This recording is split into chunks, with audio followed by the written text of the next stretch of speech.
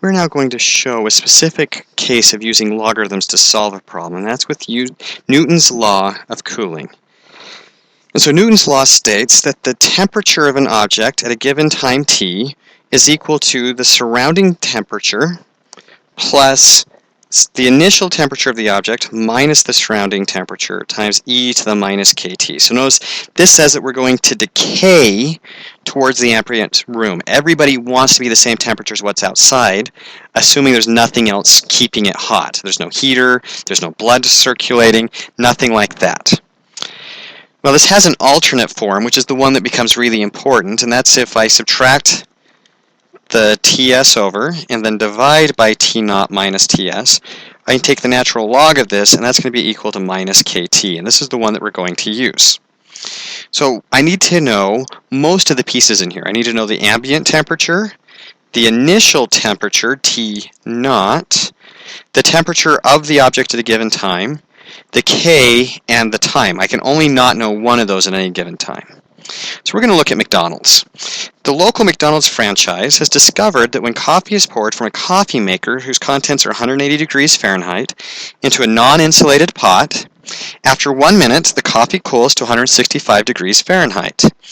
If the room temperature is at 72 degrees, so here's our ambient temperature, here's our T1 time, here's our T initial time, our initial temperature, our 1 minute is our time, so that's T. This is T of T, this is T naught, and this is Ts, and this is going to come into play later. We want to know how long do we wait before we pour the coffee from the pot into the cup so that when we deliver it to the customers, it's at 120 degrees Fahrenheit.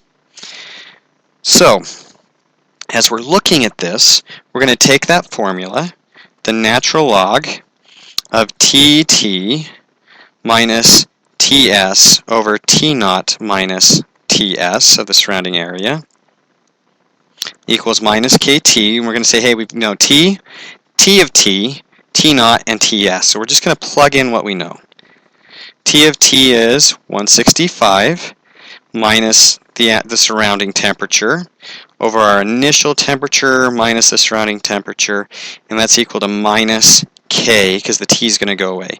Which means to get K, all I have to do is move this over. And again, the reason that goes away is T is 1 minute. So if time is tracked in minutes, then this is a 1, and we don't worry about it.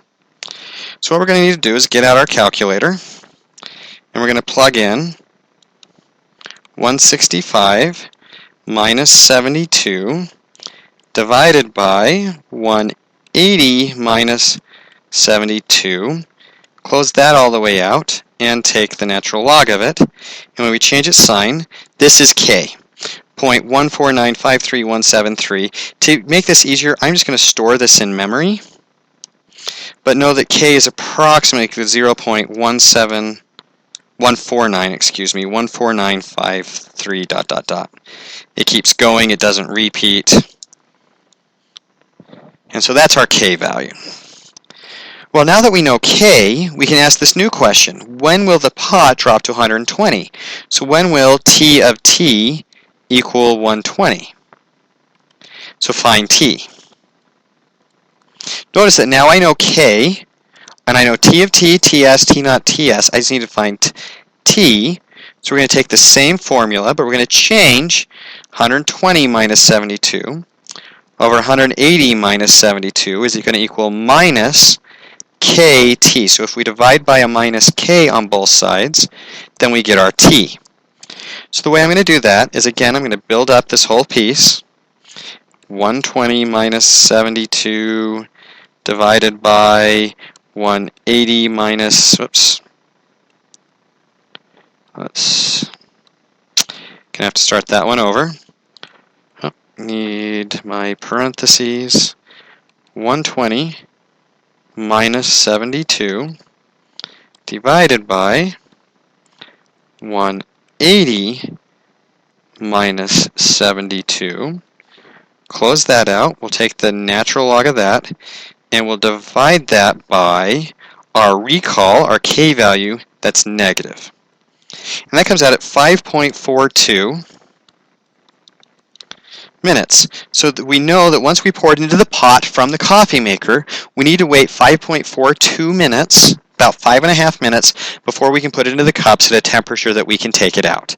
So that's why you see guidelines at McDonald's that say, hey, once you move it to the pot, wait 5 minutes, 6 minutes, and then pour your cups before delivering it to the customers.